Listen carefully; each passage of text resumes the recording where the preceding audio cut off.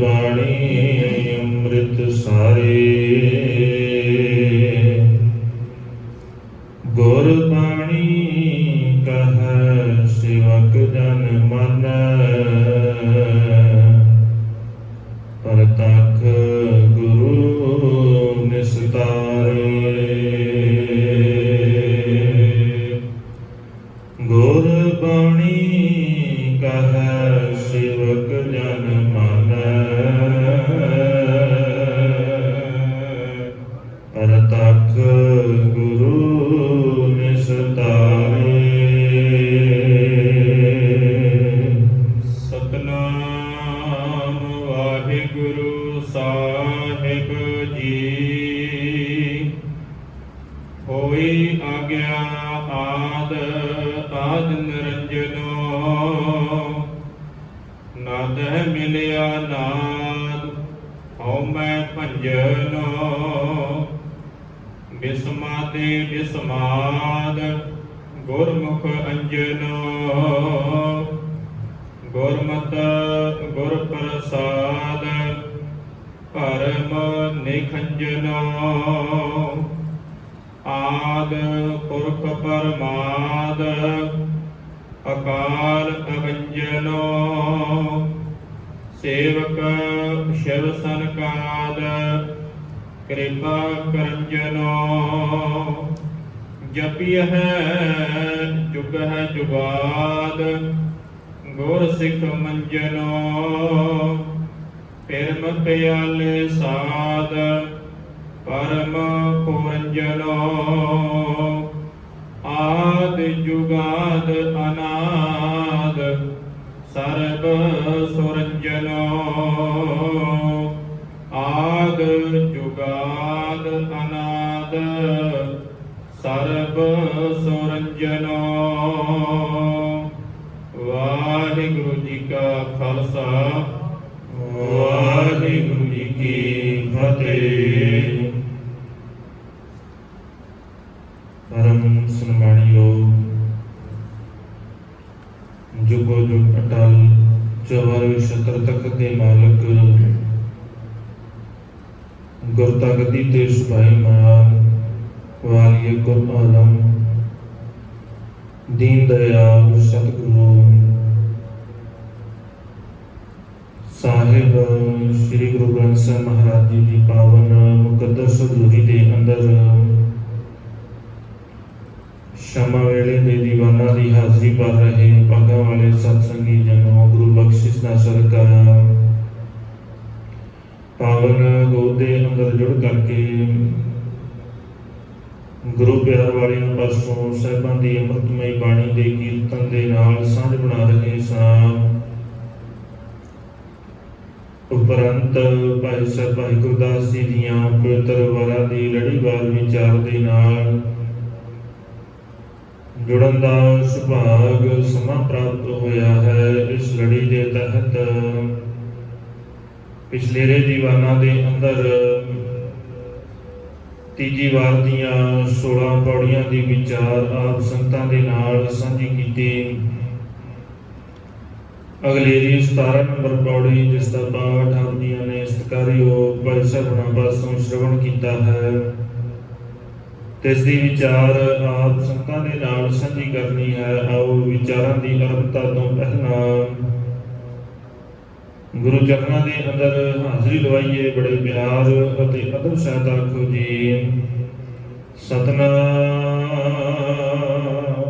श्री वाहे गुरु साहिब जी।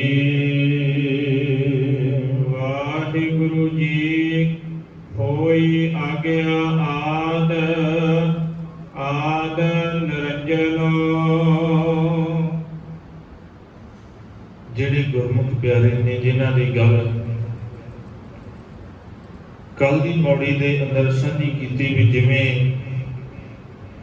ਭਾਈ ਗੁਰਦਾਸ ਜੀ ਨੇ ਦ੍ਰਿਸ਼ਟਾਂਤ ਵਰਤਿਆ, ਪਾਨ ਦਾ ਦ੍ਰਿਸ਼ਟਾਂਤ ਵਰਤਿਆ ਸੀ, जिस प्रकार दे नाल पान सुपारी ते चूना मिलन तो बाद इको रंग दे हो जाते ने, वख-वख रंग नहीं उन्हां दा, ਉਸੇ ਪ੍ਰਕਾਰ ਹੀ ਗੁਰਮੁਖ ਪਿਆਰੇ ਸੰਗਤ ਦੇ ਅੰਦਰ ਆਉਣ ਤੋਂ ਬਾਅਦ ਆਪਣੇ ਅੰਦਰ ਦੀ ਹਉਮੈ ਨੂੰ ਛੱਡ ਕੇ, ਆਪਣਾ ਵਖਰੇਵਾ ਛੱਡ ਕੇ ਫਿਰ ਇੱਕੋ ਜਿਹੇ ਹੋ ਜਾਂਦੇ ਨੇ ਜਿਹੜੇ ਗੁਰਮੁਖ ਪਿਆਰੇ ਨੇ। ਇਹ ਨਿਸ਼ਾਨੀ ਹੈ ਜਿਨ੍ਹਾਂ ਨੂੰ ਇਹ ਗੱਲ ਸਮਝ ਆ ਜਾਂਦੀ ਹੈ, ਜਿਨ੍ਹਾਂ ਨੂੰ ਇਹ ਬਾਤ ਪੱਲੇ ਪੈ ਗਈ ਕਿ ਗੁਰੂ ਕੀ ਸੰਗਤ ਇਹ ਸਿਖਾਉਂਦੀ ਹੈ ਸਾਨੂੰ ਵੀ ਬਰਾਬਰਤਾ, ਇੱਕੋ ਜਿਹੇ ਰਹਿਣਾ ਹੈ, ਸਾਰੇ ਇੱਕੋ ਜਿਹੇ ਆ, ਕੋਈ ਉੱਚਾ ਤੇ ਨੀਵਾਂ ਨਹੀਂ ਜ਼ਾਤ ਕਰਕੇ, ਕੋਈ ਚੰਗਾ ਤੇ ਮਾੜਾ ਨਹੀਂ ਧਰਮ ਕਰਕੇ। ਜੇ ਕੋਈ ਉੱਚਾ ਤੇ ਨੀਵਾਂ ਹੈ ਤੇ ਸਤਿਗੁਰੂ ਕਹਿੰਦੇ ਫਿਰ ਨੀਵੇਂ ਹੈਗੇ ਨੇ, ਇਹ ਨਹੀਂ ਵੀ ਨੀਵੇਂ ਹੈ ਨਹੀਂ, ਹੈਗੇ ਨੇ ਨੀਵੇਂ, ਪਰ ਕਿਹੜੇ ਨੇ? ਖਸਮ ਵਿਸਾਰਨ ਤੇ ਕਮਜ਼ਾਤ। ਨੀਵੀਂ ਜ਼ਾਤ ਦੇ ਉਹ ਨੇ ਜਿਹੜੇ ਮਾਲਕ ਵਾਹਿਗੁਰੂ ਨੂੰ ਭੁਲਾ ਕੇ ਬੈਠੇ ਨੇ, ਆਪਣੇ ਗੁਰੂ ਨੂੰ ਛੱਡ ਕੇ ਦੌੜਦੇ ਫਿਰਦੇ ਨੇ, ਉਹ ਅਸਲ ਦੇ ਵਿੱਚ ਸਾਰਿਆਂ ਤੋਂ ਨੀਵੇਂ ਨੇ, ਕੋਈ ਜ਼ਾਤ ਕਰਕੇ ਨੀਵਾਂ ਨਹੀਂ ਹੈ। ਜਿਨ੍ਹਾਂ ਨੂੰ ਇਹ ਗੱਲ ਸੰਗਤ ਚ ਆ ਕੇ ਸਮਝ ਆ ਗਈ, ਫਿਰ ਅਗਲੇ ਦੀ ਗੱਲ ਸਮਝ ਆਉਂਦੀ ਹੈ। ਕਿਉਂਕਿ ਗੁਰੂ ਦੀ ਗੱਲ ਸਮਝਣ ਤੋਂ ਪਹਿਲਾਂ ਕੁਝ ਸ਼ਰਤਾਂ ਨੇ, ਉਹਨਾਂ ਸ਼ਰਤਾਂ ਨੂੰ ਮੰਨਣਾ ਪਏਗਾ। ਕਿਤੇ ਵੀ ਜਾਈਏ, ਕਿਸੇ ਵੀ ਥਾਂ ਦੇ ਉੱਤੇ, ਉੱਥੇ ਜਾ ਕੇ ਪਹਿਲਾ ਪੜਾਅ ਪੂਰਾ ਕਰਨਾ ਪਏਗਾ। ਜੇ ਪਹਿਲਾ ਲੈਵਲ ਪੂਰਾ ਨਹੀਂ ਕਰਦੇ ਫਿਰ ਅੱਗੇ ਨਹੀਂ ਜਾ ਸਕਦੇ, ਫਿਰ ਅਗਲੇ ਦੀ ਗੱਲ ਬਾਅਦ ਦੀ, ਫਿਰ ਸਮਝ ਆਏਗੀ।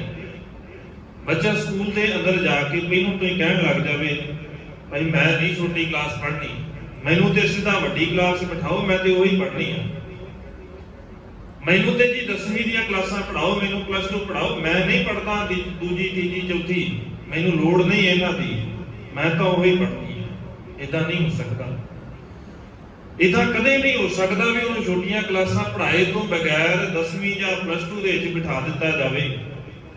ਕਿਉਂਕਿ ਜਿੰਨਾ ਚਿਰ ਤੱਕ ਬੇਸਿਕ ਨਹੀਂ ਪਤਾ, ਉਹਨਾਂ ਚਿਰ ਤੱਕ ਉਹ ਸਮਝ ਹੀ ਨਹੀਂ ਆਉਂਦੀ, ਉਸ ਪਾਸੇ ਤੁਰਿਆ ਹੀ ਨਹੀਂ ਜਾ ਸਕਦਾ, ਪਤਾ ਹੀ ਨਹੀਂ ਲੱਗਣਾ ਵੀ ਹੋ ਕੀ ਰਿਹਾ, ਕਰ ਕੀ ਰਹੇ ਇੱਥੇ ਬੈਠੇ। ਕਿਸੇ ਵੀ ਥਾਂ ਜਾਈਏ ਇਦਾਂ ਹੀ ਹੈ, ਇਦਾਂ ਹੀ ਗੁਰੂ ਦੇ ਦਰ ਦੇ ਉੱਤੇ ਆ ਕੇ ਸਾਨੂੰ, ਅਸੀਂ ਚਾਹੁੰਦੇ ਆ ਇੱਥੇ ਆਏ ਆ, ਇੱਥੇ ਆ ਕੇ ਸਾਨੂੰ ਰੱਬ ਦਾ ਪਤਾ ਲੱਗ ਜਾਏ ਵੀ ਰੱਬ ਕਿੱਦਾਂ ਦਾ ਹੈ, ਰੱਬ ਨੂੰ ਸਾਹਮਣੇ ਦੇਖ ਲਈਏ, ਵੀ ਰੱਬ ਦਿਖ ਜਾਵੇ ਸਾਨੂੰ, ਵੀ ਗੁਰੂ ਸਾਹਿਬ ਸਾਨੂੰ ਸਾਹਮਣੇ ਆ ਕੇ ਮਿਲ ਜਾਣ। ਅਸੀਂ ਅਰਦਾਸਾਂ ਕੀਤੀਆਂ ਨੇ, ਗੁਰੂ ਸਾਹਿਬ ਆ ਕੇ ਸਾਨੂੰ ਮਿਲ ਜਾਣ, ਬਸ ਆ ਕੇ ਕਹਿ ਦੇਣ ਭਾਈ ਸਿੱਖਾ ਤੇਰੇ ਤੋਂ ਬੜਾ ਮੈਂ ਖੁਸ਼ ਹਾਂ, ਜੋ ਮੰਗਣਾ ਹੈ ਮੰਗ ਲੈ। ਸਾਨੂੰ ਇਦਾਂ ਹੀ ਲੱਗਦਾ ਹੈ ਵੀ ਪਾਠ ਕਰਕੇ ਅਸੀਂ ਇਦਾਂ ਹੀ ਹੋ ਜਾਣਾ ਹੈ, ਕਿਸੇ ਦਿਨ ਪਾਠ ਕਰ ਲੈਣਾ ਹੈ, ਗੁਰੂ ਸਾਹਿਬ ਨੇ ਸਾਨੂੰ ਆ ਕੇ ਕਹਿ ਦੇਣਾ ਮੰਗ ਭਾਈ ਸਿੱਖਾ ਕੀ ਮੰਗਦਾ ਹੈ, ਤੇਰੇ ਉੱਤੇ ਬੜੇ ਖੁਸ਼ ਹਾਂ, ਪ੍ਰਸੰਨ ਹਾਂ, ਇਦਾਂ ਹੀ ਲੱਗਦਾ। ਪਰ ਜ਼ਰੂਰੀ ਤੇ ਉਹੀ ਆ ਨਾ, ਸ਼ੁਰੂਆਤ ਤੇ ਹੱਲੇ ਤੋਂ ਕਰਨੀ ਪਏਗੀ, ਪਹਿਲੀਆਂ ਸ਼ਰਤਾਂ ਮੰਗਣੀਆਂ ਪੈਣਗੀਆਂ, ਉਹ ਤੇ ਬਾਅਦ ਦੀ ਗੱਲ ਹੈ। ਜੇ ਇਹ ਸਮਝ ਲਵਾਂਗੇ, ਜਿਨ੍ਹਾਂ ਨੂੰ ਇਹ ਗੱਲ ਸਮਝ ਆ ਗਈ ਵੀ ਗੁਰੂ ਦੀ ਸੰਗਤ ਦੇ ਵਿੱਚ ਆਉਣ ਤੋਂ ਬਾਅਦ ਇੱਥੇ ਸਿੱਖਣਾ ਪਏਗਾ, ਤੇ ਸਿੱਖਣ ਤੋਂ ਬਾਅਦ ਬਰਾਬਰਤਾ ਦੀ ਗੱਲ ਹੈ। ਜਿਸ ਦਿਨ ਸਾਨੂੰ ਬਰਾਬਰਤਾ ਸਮਝ ਆ ਗਈ, ਫਿਰ ਰੱਬ ਨੂੰ ਵੀ ਮਿਲ ਲਵਾਂਗੇ। ਪਹਿਲਾਂ ਆਪਣੇ ਆਪ ਨੂੰ ਤੇ ਮਿਲ ਲਈਏ, ਜਿਸ ਦਿਨ ਆਪਣੇ ਆਪ ਨੂੰ ਮਿਲ ਲਿਆ, ਉਸੇ ਦਿਨ ਰੱਬ ਨੂੰ ਮਿਲ ਲਵਾਂਗੇ। ਭਾਈ ਗੁਰਦਾਸ ਜੀ ਕਹਿੰਦੇ ਜਿਨ੍ਹਾਂ ਨੂੰ ਇਹ ਗੱਲ ਸਮਝ ਆ ਗਈ, ਉਹਨਾਂ ਨੂੰ ਪਤਾ ਲੱਗ ਜਾਂਦਾ ਹੈ ਆਦ ਨਿਰੰਜਨ, ਉਹ ਮਾਲਕ ਵਾਹਿਗੁਰੂ ਆਦ ਹੈ, ਉਹਦੇ ਤੋਂ ਪਹਿਲਾਂ ਕੁਝ ਨਹੀਂ ਹੈ। ਗੱਲ ਵੀ ਇਹੀ ਗੱਲ ਕੀਤੀ ਸੀ ਵੀ ਉਹਦੇ ਤੋਂ ਪਹਿਲਾਂ ਨਹੀਂ ਹੈ। ਪਹਿਲ ਪੁਰ ਸਾਬਿਰਾ ਅਥੋਨ ਪੁਰ ਸਾਧਨਾ। ਭਗਤ ਨਾਮਦੇਵ ਜੀ ਕਹਿੰਦੇ ਪਹਿਲ ਪੁਰ ਸਾਬਿਰਾ, ਰੱਬ ਸਾਰਿਆਂ ਤੋਂ ਪਹਿਲਾਂ ਆਇਆ, ਉਹ ਪੁਰਸ਼ ਵਾਹਿਗੁਰੂ ਮਾਲਕ, ਨਾਮ ਕੋਈ ਵੀ ਰੱਖ ਲਈਏ, ਉਹ ਸਾਰਿਆਂ ਤੋਂ ਪਹਿਲਾਂ ਆਪ ਆਇਆ। ਅਥੋਨ ਬਾਅਦ ਵਿੱਚ, ਪੁਰ ਸਾਧਨਾ ਉਸ ਤੋਂ ਬਾਅਦ ਮਾਇਆ ਪੈਦਾ ਹੋਈ। ਉਸ ਮਾਲਕ ਵਾਹਿਗੁਰੂ ਨੇ ਮਾਇਆ ਨੂੰ ਪੈਦਾ ਕੀਤਾ। ਜਿਸ ਦਿਨ ਇਹ ਮਾਇਆ ਪੈਦਾ ਹੋਈ, ਫਿਰ ਉਸ ਤੋਂ ਸਾਰਾ ਸੰਸਾਰ ਪੈਦਾ ਹੋਇਆ। ਅਸਗਾ ਅਸ ਉਸਗਾ, ਅਸਗਾ ਦਾ ਭਾਵ ਮਰਾਠੀ ਭਾਸ਼ਾ ਹੈ। ਅਸਗਾ ਦਾ ਭਾਵ ਹੁੰਦਾ ਹੈ ਇਸ ਦਾ ਤੇ ਉਸ ਦਾ, ਇਸ ਦਾ ਭਾਵ ਮਾਲਕ ਵਾਹਿਗੁਰੂ ਦਾ ਤੇ ਉਸ ਦਾ ਮਾਇਆ ਦਾ ਮੇਲ ਹੋਇਆ, ਤੇ ਸੰਸਾਰ ਦੇ ਅੰਦਰ ਸਾਰਾ ਕੁਝ ਪੈਦਾ ਹੋ ਗਿਆ। ਸਾਰੇ ਸੰਸਾਰ ਦੇ ਅੰਦਰ ਕਾਇਨਾਤ ਇਹ ਪੈਦਾ ਹੋ ਗਈ। ਜਿਸ ਦਿਨ ਸਾਨੂੰ ਇਹ ਗੱਲ ਸਮਝ ਆ ਜਾਏਗੀ ਕਿ ਮਾਲਕ ਵਾਹਿਗੁਰੂ ਹਰੇਕ ਜ਼ਰਰੇ ਦੇ ਅੰਦਰ ਹੈ, ਉਹ ਆਦ ਹੈ, ਸਾਰਿਆਂ ਤੋਂ ਪਹਿਲਾਂ ਹੋਈ ਹੈ, ਉਹਦੇ ਤੋਂ ਪਹਿਲਾਂ ਕੁਝ ਨਹੀਂ ਹੈ। ਜਿਸ ਦਿਨ ਇਹ ਬਾਤ ਸਮਝ ਆ ਗਈ ਕਿ ਉਹ ਸਾਰਿਆਂ ਦੇ ਅੰਦਰ ਹੈ, ਉਹਨੇ ਸਾਰਿਆਂ ਨੂੰ ਪੈਦਾ ਕੀਤਾ ਹੈ, ਫਿਰ ਸਾਨੂੰ ਇਹ ਸਮਝ ਆ ਜਾਏਗੀ ਕਿ ਜੇ ਉਹਨੇ ਹੀ ਸਾਰਾ ਕੁਝ ਪੈਦਾ ਕੀਤਾ ਹੈ, ਉਹਦੇ ਤੋਂ ਹੀ ਸਾਰਾ ਕੁਝ ਪੈਦਾ ਹੋਇਆ ਹੈ, ਫਿਰ ਕੋਈ ਮਾੜਾ ਕਿਵੇਂ ਹੋ ਸਕਦਾ ਹੈ, ਕੋਈ ਉੱਚਾ ਤੇ ਨੀਵਾਂ ਕਿਵੇਂ ਹੋ ਸਕਦਾ। ਅਵਲ ਅੱਲਾਹ ਨੂਰ ਪਾਇਆ, ਕੁਦਰਤ ਕੇ ਸਭ ਬੰਦੇ ਏਕ ਨੂਰ ਤੇ ਸਭ ਜਗ ਉਪਜਿਆ ਕੌਣ ਭਲੇ ਉਹ ਮੰਦੇ। ਸੌਖਾ ਹੋ ਜਾਏਗਾ ਨਾ। ਪਹਿਲੋਂ ਇਹ ਤੇ ਮੰਨਣਾ ਪਏਗਾ ਨਾ, ਜੋ ਸਿੱਖਣ ਵਾਲੀ ਗੱਲ ਹੈ ਸ਼ੁਰੂਆਤ ਤੇ ਕਰਨੀ ਪਏਗੀ ਕਿਤੋਂ। ਅਸੀਂ ਸ਼ੁਰੂਆਤ ਨਹੀਂ ਕਰਨਾ ਚਾਹੁੰਦੇ, ਅਸੀਂ ਚਾਹੁੰਦੇ ਹਾਂ ਵੀ ਸਿੱਧਾ ਅਖੀਰ ਦੇ ਉੱਤੇ ਪਹੁੰਚ ਜਾਈਏ। ਜਦੋਂ ਬੇਸਿਕ ਤੋਂ ਚੱਲਾਂਗੇ ਫਿਰ ਸੌਖਾ ਹੋ ਜਾਏਗਾ। ਸ਼ੁਰੂਆਤ ਤੋਂ ਮੰਨਣਾ ਪਏਗਾ, ਇਹ ਚੀਜ਼ਾਂ ਸਮਝਣੀਆਂ ਪੈਣਗੀਆਂ। ਜਿਸ ਦਿਨ ਇਹ ਮੰਨ ਲਿਆ, ਪਹਿਲੋਂ ਮੰਨਣਾ ਪਏਗਾ ਵੀ ਗੁਰੂ ਨੇੜੇ ਆ। ਜਿਸ ਦਿਨ ਮੰਨ ਲਵਾਂਗੇ ਫਿਰ ਆਪਣੇ ਆਪ ਪ੍ਰਤੀਤ ਵੀ ਆ ਜਾਏਗਾ, ਆਪਣੇ ਆਪ ਦਿਖਣਾ ਸ਼ੁਰੂ ਹੋ ਜਾਏਗਾ। ਜਿਸ ਦਿਨ ਇਹ ਭਰੋਸਾ ਜਾਂ ਵੱਧ ਗਿਆ ਨਾ, ਵਿਸ਼ਵਾਸ ਆ ਗਿਆ ਵੀ ਗੁਰੂ ਮੇਰੇ ਨੇੜੇ ਆ, ਉਸੇ ਦਿਨ ਸਮਝ ਆ ਜਾਏਗੀ। ਉਸ ਦਿਨ ਫਿਰ ਆਪਣੇ ਆਪ ਮਨ ਕਹੇਗਾ ਭਲਿਆ ਮਾੜਾ ਕਰਨ ਲੱਗਾ ਹੈ, ਇਹ ਕੰਮ ਤੇਰਾ ਨਹੀਂ ਹੈ, ਇਹ ਤੈਨੂੰ ਸ਼ੋਭਦਾ ਨਹੀਂ ਹੈ, ਤੇਰਾ ਗੁਰੂ ਮਨਾ ਕਰਦਾ ਇਹ ਕੰਮ ਕਰਨ ਤੋਂ, ਤੇ ਤੇਰਾ ਗੁਰੂ ਦੇਖਦਾ ਹੈ। ਜਿਸ ਦਿਨ ਇਹ ਯਕੀਨ ਆ ਗਿਆ, ਉਸੇ ਦਿਨ ਮਨੁੱਖ ਦਾ ਜੀਵਨ ਸੁਧਰ ਜਾਏਗਾ, ਸਿਆਣਾ ਹੋ ਜਾਏਗਾ, ਤੇ ਉਹ ਮਾਲਕ ਵਾਹਿਗੁਰੂ ਦਾ ਜਿਹੜਾ ਗੁਣ ਹੈ ਨਿਰੰਜਨ ਵਾਲਾ, ਉਹ ਸਮਝ ਆ ਜਾਏਗੀ। ਫਿਰ ਨਿਰੰਜਨ ਦੇ ਨਾਲ ਰਹਿਣ ਕਰਕੇ ਮਨੁੱਖ ਦਾ ਜੀਵਨ ਵੀ ਨਿਰੰਜਨ ਹੋ ਜਾਏਗਾ। ਮੈਲ ਤੋਂ ਰਹਿਤ, ਵਿਕਾਰਾਂ ਤੋਂ ਰਹਿਤ ਹੋ ਜਾਵੇਗਾ। ਵਿਕਾਰ ਕਮਾਉਂਦੇ ਹੀ ਉਦਣੇ ਅਸੀਂ। ਜਿਸ ਦਿਨ ਅਸੀਂ ਭੁੱਲ ਜਾਂਦੇ, ਮਨੁੱਖ ਮੰਦਾ ਕਰਮ ਉਦੋਂ ਹੀ ਕਰਦਾ ਹੈ ਨਾ, ਕੋਈ ਵੀ ਕਰਦਾ ਹੋਵੇ, ਰਿਸ਼ਵਤ ਲੈਂਦਾ ਇੱਕਦਮ ਲੈਂਦਾ। ਜਿਸ ਦਿਨ ਉਹ ਇਹ ਮੰਨ ਲੈਂਦਾ ਵੀ ਮੈਨੂੰ ਕੋਈ ਨਹੀਂ ਦੇਖਦਾ, ਜਿਸ ਦਿਨ ਉਹਨੂੰ ਪਤਾ ਲੱਗ ਗਿਆ ਨਾ ਕਿ ਹੁਣ ਮੈਨੂੰ ਕੋਈ ਦੇਖਦਾ ਨਹੀਂ ਆ, ਇਸ ਜਗ੍ਹਾ ਤੇ ਮੈਨੂੰ ਕੋਈ ਨਹੀਂ ਦੇਖਦਾ, ਉੱਥੇ ਜਾ ਕੇ ਰਿਸ਼ਵਤ ਲੈਂਦਾ। ਕੋਈ ਕਰਮ ਕਰਨਾ ਹੋਵੇ ਉੱਥੇ ਕਰਦਾ ਵੀ ਜਿੱਥੇ ਕੋਈ ਦੇਖਦਾ ਨਹੀਂ ਹੈ। ਹਮੇਸ਼ਾ ਤੋਂ ਸੁਭਾਅ ਮਨੁੱਖ ਦਾ। ਤੇ ਜਿਸ ਦਿਨ ਸਾਨੂੰ ਇਹ ਸਮਝ ਆ ਗਿਆ ਵੀ ਗੁਰੂ ਦੇਖਦਾ ਹੈ, ਉਸੇ ਦਿਨ ਫਿਰ ਮੰਦੇ ਕਰਮ ਛੱਡ ਦੇਵਾਂਗੇ। ਚੁਗਲੀ ਕਰਦੇ ਆ, ਨਿੰਦਿਆ ਕਰਦੇ ਆ, ਮਾੜਾ ਸੋਚਦੇ ਆ। ਕਦੋਂ ਸੋਚਦੇ ਆ? ਉਦੋਂ ਸੋਚਦੇ ਆ ਵੀ ਜਦੋਂ ਸਾਨੂੰ ਲੱਗਦਾ ਕਿ ਹੁਣ ਤੀਜਾ ਬੰਦਾ ਨਹੀਂ ਸੁਣਦਾ, ਕਿਸੇ ਹੋਰ ਨੂੰ ਨਹੀਂ ਪਤਾ ਲੱਗਦਾ। ਤੇ ਜਿਸ ਦਿਨ ਇਹ ਪਤਾ ਲੱਗ ਜਾਵੇ ਕਿ ਗੁਰੂ ਨੂੰ ਪਤਾ ਲੱਗਦਾ, ਫਿਰ ਆਪਣੇ ਆਪ ਹੀ ਛੱਡ ਦੇਵਾਂਗੇ। ਸ਼ੁਰੂਆਤ ਤੇ ਇੱਥੋਂ ਕਰਨੀ ਪਏਗੀ ਨਾ। ਇਹ ਖਿਆਲ ਕੱਢ ਦਈਏ ਵੀ ਬਿਨਾਂ ਕੁਝ ਕੀਤਿਆਂ ਸਿੱਧਾ ਹੀ ਗੁਰੂ ਸਾਹਿਬ ਆ ਕੇ ਕਹਿ ਦੇਣਗੇ ਵੀ ਆਹ ਭਾਈ ਮੰਗ ਕੀ ਮੰਗਦਾ। ਇੱਕਦਮ ਨਹੀਂ, ਸ਼ੁਰੂਆਤ ਬੇਸਿਕ ਤੋਂ ਕਰਨੀ ਪਏਗੀ। ਇੱਥੋਂ ਤੁਰਨਾ ਪਏਗਾ ਥੱਲੇ ਤੋਂ। ਜੇ ਭਾਈ ਜੇਠਾ ਧੰਨ ਗੁਰੂ ਰਾਮਦਾਸ ਸਾਹਿਬ ਮਹਾਰਾਜ ਪੜ੍ਹਦੇ ਨੇ ਤੇ ਤਾਂ ਪੜ੍ਹਦੇ ਨੇ ਕਿ ਉਹਨਾਂ ਨੇ ਬੇਸਿਕ ਆਪਣਾ ਪਹਿਲੋਂ ਕੰਪਲੀਟ ਕੀਤਾ ਸੀ, ਸ਼ੁਰੂਆਤ ਪੂਰੀ ਕਰਕੇ ਗਏ ਨੇ। ਸੇਵਾ ਵਾਲੀ ਭਾਵਨਾ, ਆਪਣੇ ਆਪ ਨੂੰ ਸਮਰਪਿਤ ਕਰਨ ਦੀ ਗੱਲ, ਕਿਰਦਾਰ ਘੜਨ ਦੀ ਗੱਲ, ਸਾਰਾ ਕੁਝ ਪੂਰਾ ਕਰਨ ਤੋਂ ਬਾਅਦ ਫੇਰ ਉਹ ਬਖਸ਼ਿਸ਼ ਹੁੰਦੀ ਹੈ। ਧੰਨ ਗੁਰੂ ਰਾਮਦਾਸ ਸਾਹਿਬ ਮਹਾਰਾਜ ਤਾਂ ਬਣਦੇ ਜੇ ਆਦ ਚੇਤਾ। ਜਦੋਂ ਤੱਕ ਸਾਨੂੰ ਮੁੱਢ ਨਹੀਂ ਚੇਤਾ, ਆਪਣਾ ਮੂਲ ਨਹੀਂ ਚੇਤਾ, ਉਦੋਂ ਤੱਕ ਸਾਡੇ ਜੀਵਨ ਦੇ ਅੰਦਰ ਮੈਲ ਰਹੇਗੀ, ਕਾਲਖ ਰਹੇਗੀ। ਜਿਸ ਦਿਨ ਆਦ ਚੇਤਾ ਆ ਗਿਆ, ਫਿਰ ਆਪਣਾ ਆਪ ਪਛਾਣ ਆ ਜਾਏਗੀ। ਆਪਣਾ ਆਪ ਪਛਾਣਨ ਤੋਂ ਬਾਅਦ ਫਿਰ ਵਿਕਾਰਾਂ ਤੋਂ ਬਚ ਜਾਵਾਂਗੇ। ਨਾਦੈ ਮਿਲਿਆ ਨਾਦ ਹਉਮੈ ਭੰਜਨੋ। ਤੇ ਗੁਰੂ ਦਾ ਨਾਦ ਮਿਲ ਜਾਂਦਾ ਹੈ। ਜਿਸ ਦਿਨ ਮੰਨ ਲਿਆ, ਵਿਸ਼ਵਾਸ ਆ ਗਿਆ, ਉਸੇ ਦਿਨ ਨਾਦ ਮਿਲ ਜਾਂਦਾ ਹੈ ਤੇ ਹਉਮੈ ਖਤਮ ਹੋ ਜਾਂਦੀ ਹੈ। ਹਉਮੈ ਵੀ ਤਾਂ ਹੀ ਹੈ ਨਾ, ਤਾਂ ਹੀ ਮਨੁੱਖ ਆਪਣੇ ਆਪ ਨੂੰ ਉੱਚਾ ਸੋਚਦਾ ਹੈ ਨਾ, ਕਿ ਜਦੋਂ ਲੱਗਦਾ ਹੈ ਵੀ ਮੇਰੇ ਤੋਂ ਤਾਕਤਵਰ ਕੋਈ ਨਹੀਂ ਹੈ, ਮੇਰੇ ਤੋਂ ਸੋਹਣਾ ਕੋਈ ਨਹੀਂ ਹੈ। ਜਿਸ ਦਿਨ ਇਹ ਮੰਨ ਲਿਆ, ਉਸੇ ਦਿਨ ਇਹ ਤੇ ਹਉਮੈ ਹੈ। ਮੇਰੇ ਤੋਂ ਅਮੀਰ ਕੋਈ ਨਹੀਂ ਹੈ, ਧਨਵਾਨ ਕੋਈ ਨਹੀਂ ਹੈ, ਸਿਆਣਾ ਕੋਈ ਨਹੀਂ ਹੈ। ਜਿਸ ਦਿਨ ਇਹ ਦਿਮਾਗ ਦੇ ਅੰਦਰ ਆ ਗਿਆ ਤੇ ਹਉਮੈ ਹੈ। ਹਉਮੈ ਕਿਸੇ ਵੀ ਕਾਰਨ ਕਰਕੇ ਹੋ ਸਕਦੀ ਹੈ, ਜ਼ਰੂਰੀ ਨਹੀਂ ਕਿ ਮਨੁੱਖ ਧਨ ਵਾਲਾ ਹੀ ਹੋਵੇ ਤੇ ਫੇਰ ਹੀ ਮਨੁੱਖ ਨੂੰ ਹਉਮੈ ਆਉਂਦੀ ਹੈ। ਹਉਮੈ ਕਿਸੇ ਵੀ ਚੀਜ਼ ਦੀ ਹੋ ਸਕਦੀ ਹੈ, ਆਪਣੀ ਲਿਆਕਤ ਦੀ ਹੋ ਸਕਦੀ ਹੈ, ਆਪਣੇ ਧਨ ਦੀ ਹੋ ਸਕਦੀ ਹੈ, ਤਾਕਤ ਦੀ ਹੋ ਸਕਦੀ ਹੈ, ਸਮਾਜਿਕ ਰੁਤਬੇ ਦੀ ਹੋ ਸਕਦੀ ਹੈ, ਲੋਕਾਂ ਦੇ ਪੁੱਛ-ਗਿੱਛ ਦੀ ਹੋ ਸਕਦੀ ਹੈ। ਹਉਮੈ ਤੇ ਕਿਸੇ ਵੀ ਪ੍ਰਕਾਰ ਦੀ ਹੋ ਸਕਦੀ ਹੈ।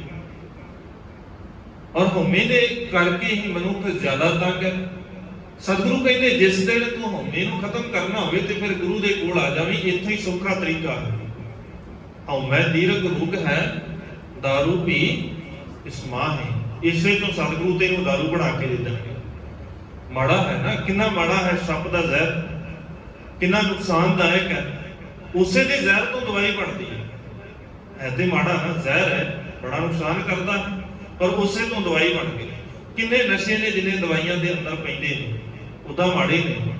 ਜਿਸ ਦਿਨ ਉਹ ਸਿਆਣੇ ਦੇ ਹੱਥ ਦੇ ਵਿੱਚ ਗਏ, ਉਹ ਚੰਗੇ ਹੋ ਗਏ। ਸਿਆਣੇ ਨੇ ਉਹਨਾਂ ਦਾ ਰੂਪ ਬਦਲ ਦਿੱਤਾ, ਔਰ ਰੂਪ ਬਦਲਣ ਤੋਂ ਬਾਅਦ ਉਹ ਔਖਦ ਬਣ ਗਏ। ਜਿਹੜਾ ਪਹਿਲਾਂ ਨੁਕਸਾਨ ਕਰਦਾ ਸੀ ਜ਼ਹਿਰ, ਅੱਜ ਉਹ ਦਵਾਈ ਦਾ ਕੰਮ ਕਰ ਰਿਹਾ, ਉਹੀ ਜਾਨ ਬਚਾ ਰਿਹਾ। ਜਿਹੜਾ ਨਸ਼ਾ ਸਮਾਜ ਨੂੰ ਨੀਵੇਂ ਪੱਧਰ ਦਾ ਜੀਵਨ ਦੇ ਰਿਹਾ ਸੀ, ਅੱਜ ਉਸੇ ਨਸ਼ੇ ਨੂੰ ਸਿਆਣੇ ਦੇ ਹੱਥ ਦੇ ਵਿੱਚ ਜਦੋਂ ਦਿੱਤਾ ਗਿਆ, ਤੇ ਸਿਆਣੇ ਨੇ ਉਸੇ ਨਸ਼ੇ ਨੂੰ ਸਮਾਜ ਦੇ ਭਲੇ ਲਈ ਵਰਤੇ, ਦਵਾਈ ਬਣਾ ਦਿੱਤੀ।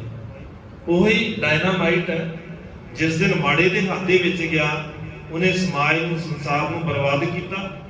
ਜਿਸ ਦਿਨ ਸਿਆਣੇ ਦੇ ਹੱਥ ਦੇ ਵਿੱਚ ਗਿਆ ਤੇ ਉਸੇ ਡਾਇਨਾਮਾਈਟ ਦੇ ਨਾਲ ਕਿੰਨੇ ਰਸਤੇ ਬਣਾਏ ਗਏ, ਪਹਾੜਾਂ ਨੂੰ ਕੱਟ ਕੇ ਪੁਲ ਬਣਾ ਦਿੱਤੇ ਗਏ, ਰਸਤੇ ਸੜਕਾਂ ਬਣਾ ਦਿੱਤੀਆਂ ਗਈਆਂ, ਕਿੰਨਾ ਸਮਾਜ ਦਾ ਭਲਾ ਕੀਤਾ। ਮਸਲਾ ਹੈ ਵੀ ਹੱਥ ਕਿਹਦੇ ਦੇ ਵਿੱਚ ਹੈ।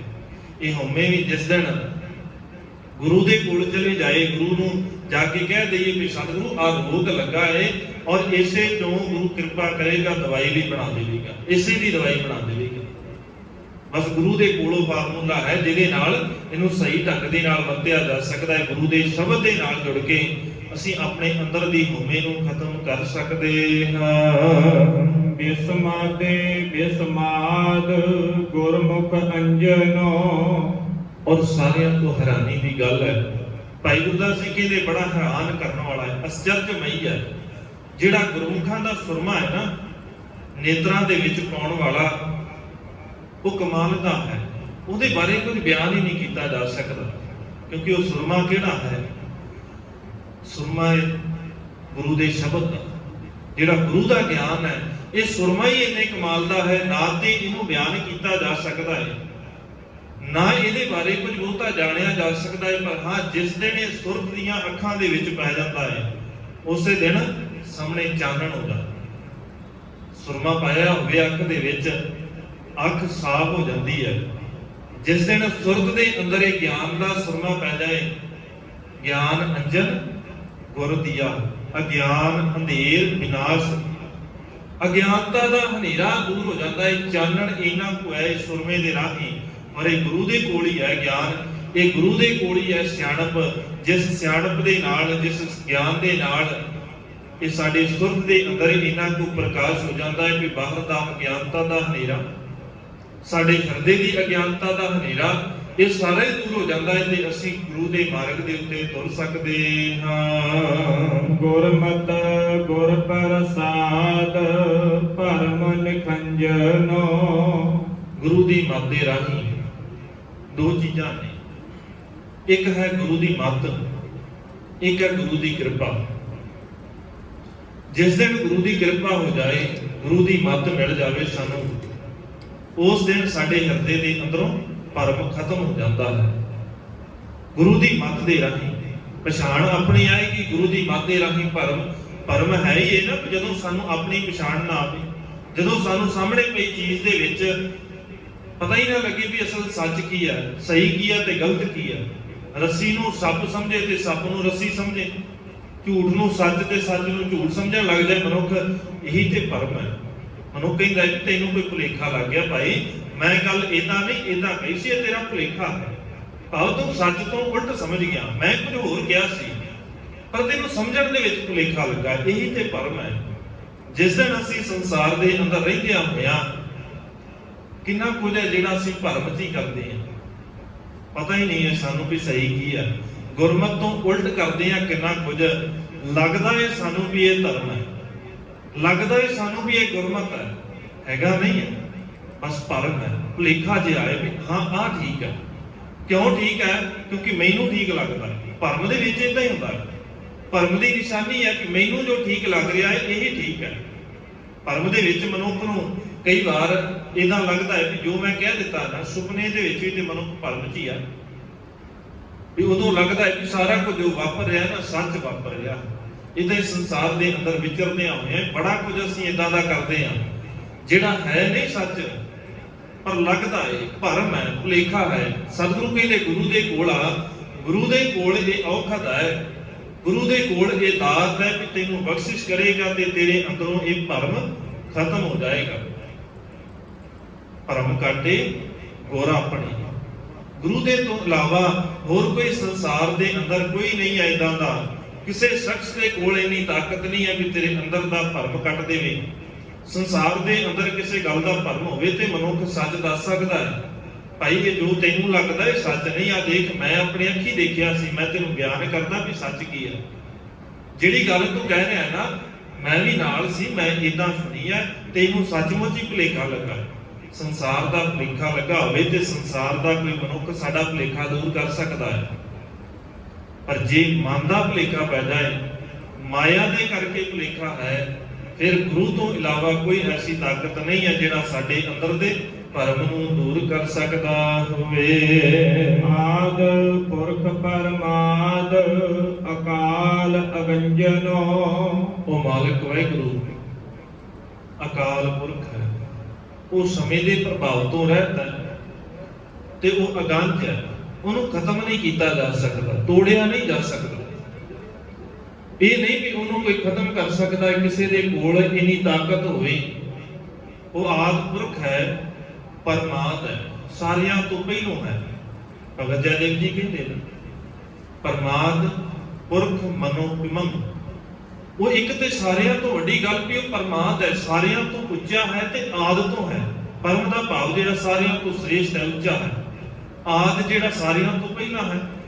ਉਸ ਤੋਂ ਵੱਡੀ ਗੱਲ ਹੈ ਵੀ ਉਹ ਉਪਮਾ ਤੋਂ ਰਹਿਤ ਹੈ, ਉਹਦੇ ਵਰਗਾ ਕੋਈ ਹੋਰ ਹੈ ਹੀ ਨਹੀਂ। ਤਿਸਕਾ ਸ਼ਰੀਕ ਉਹ ਨਹੀਂ, ਨਾ ਕੋ ਕੰਟਕ ਵੈਰਾਈ। ਉਹਦੇ ਬਰਾਬਰ ਦਾ ਹੀ ਕੋਈ ਨਹੀਂ ਹੈ। ਕਿਸੇ ਚੀਜ਼ ਦੀ ਕੋਈ ਅਸੀਂ ਉਪਮਾ ਦੇਣੀ ਹੋਵੇ ਤੇ ਕੁਝ ਨਾ ਕੋਈ ਤੇ ਬਰਾਬਰ ਦਾ ਚਾਹੀਦਾ ਹੈ। ਕਿਸੇ ਨੇ ਚਿੱਟੇ ਦੀ ਉਦਾਹਰਨ ਦੇਣੀ ਹੋਵੇ ਤੇ ਕਹਿੰਦਾ ਮਨੁੱਖ ਵੀ ਦੁੱਧ ਵਰਗਾ ਚਿੱਟਾ।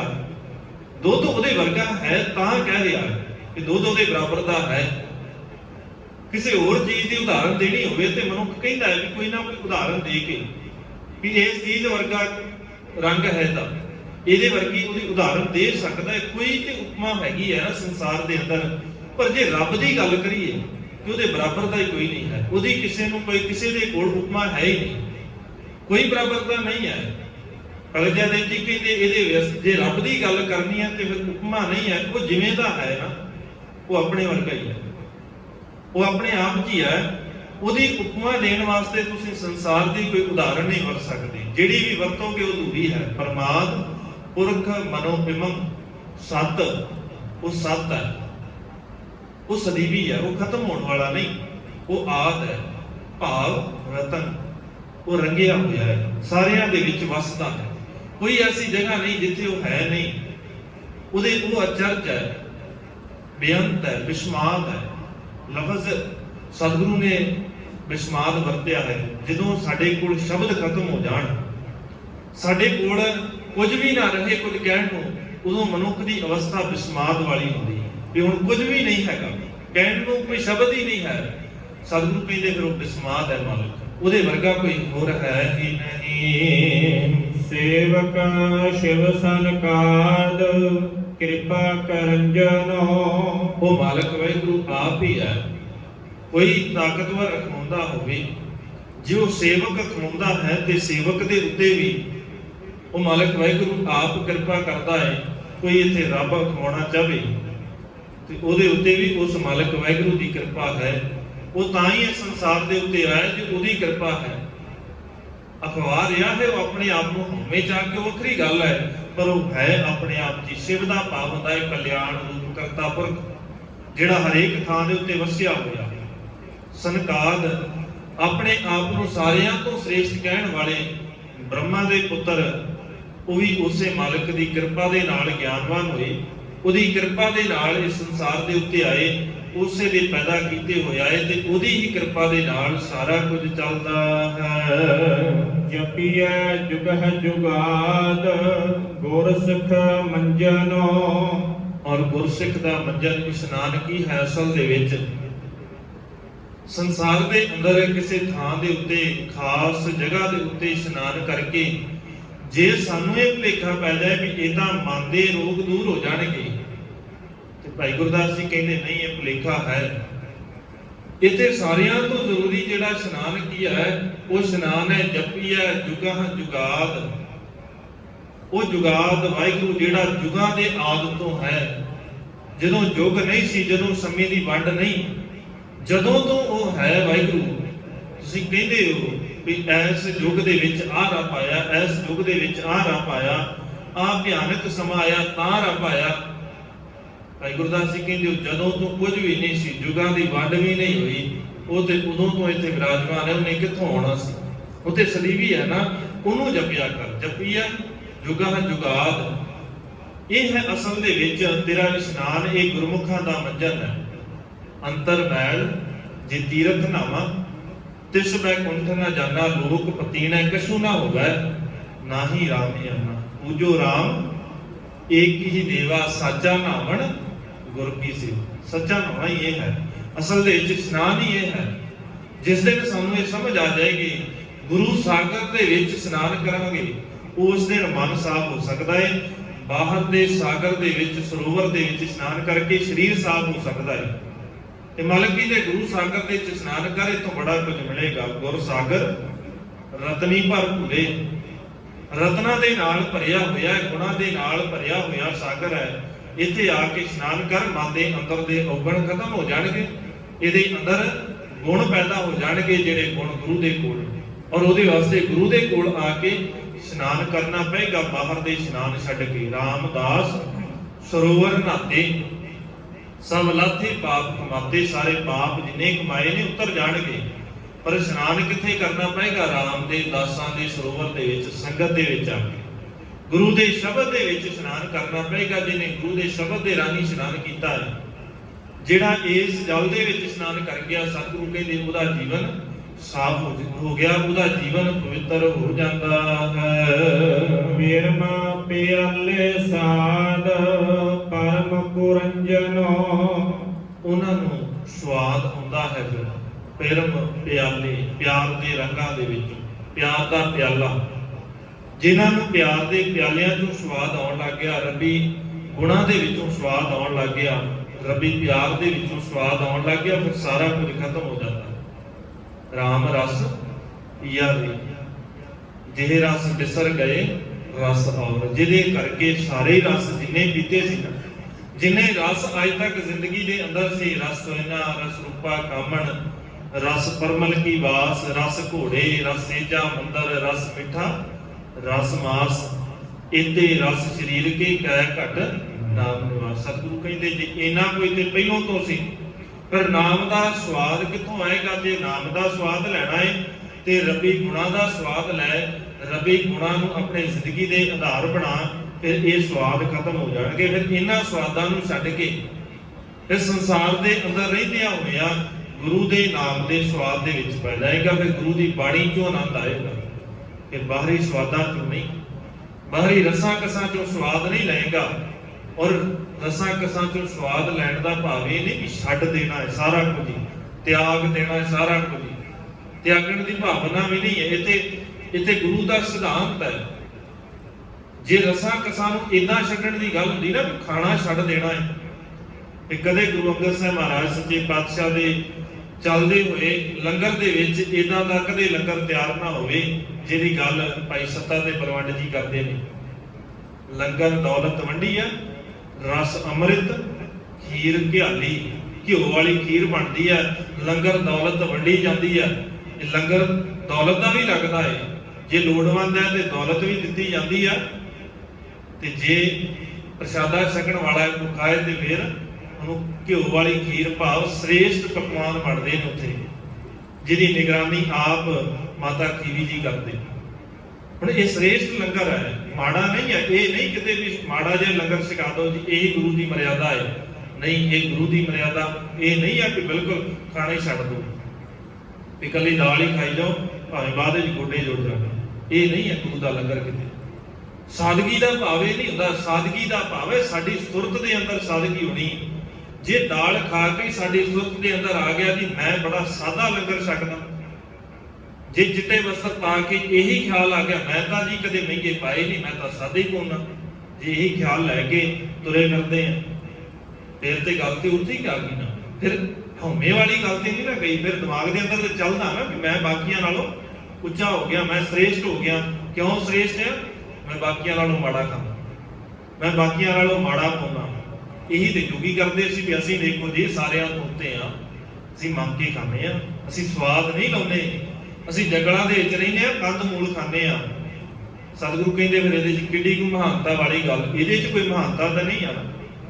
ਤੂੰ ਭਰਾ ਸਿਆਣਾ ਹੈ, ਦਿਮਾਗ ਹੈ, ਅਕਲ ਹੈ, ਕਮਾ ਬਣਾ ਤੇ ਛਕ, ਜਿੰਨਾ ਵਧੀਆ ਛਕ ਸਕਦਾ ਛਕ। ਤੈਨੂੰ ਕਿਹਨੇ ਮਨਾ ਕੀਤਾ? ਤੇਰੇ ਕੋਲੋਂ ਆਪ ਕੋ ਨਹੀਂ ਛਕਿਆ ਜਾਂਦਾ, ਉਹ ਤੇਰੀ ਮਰਜ਼ੀ ਆ। ਤੂੰ ਕਹਿੰਦਾ ਮੈਂ ਨੰਗੇ ਪੈਰ ਤੁਰਿਆ ਫਿਰਦਾ, ਮੈਂ ਧਰਮੀ ਆ। ਸਤਿਗੁਰੂ ਕਹਿੰਦੇ ਫਿਰ ਕਿਹਦਾ ਕਸੂਰ ਹੈ? ਇਹ ਧਰਮੀ ਹੋਣ ਦੀ ਨਿਸ਼ਾਨੀ ਤੇ ਨਹੀਂ ਆ। ਪੱਗ ਉੱਪੇ ਤਾਣਾ, ਆਪਣਾ ਕੀਆ ਕਮਾਣਾ, ਇਹ ਨੁਕਸਾਨ ਤੇਰਾ ਹੈ। ਹੁਣ ਤੂੰ ਨੰਗੇ ਪੈਰ ਤੁਰਿਆ ਜਾਂਦਾ ਸੀ, ਪੈਰ 'ਚ ਕੰਡਾ ਵੱਜਿਆ, ਤੇਰੀ ਗਲਤੀ ਹੈ ਨਾ।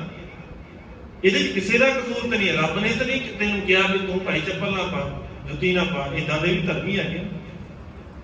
ਜ਼ਰੂਰੀ ਹੈ ਸਾਡੀ ਸੁਰਤ ਦੇ ਅੰਦਰ ਇਹ ਚੀਜ਼ਾਂ ਹਾਵੀ ਨਹੀਂ ਹੋਣੀਆਂ ਚਾਹੀਦੀਆਂ। ਭਾਵੇਂ ਉਹ ਖਾ ਰਹੇ ਆ ਚੰਗਾ ਜਾਂ ਨਹੀਂ ਖਾ ਰਹੇ।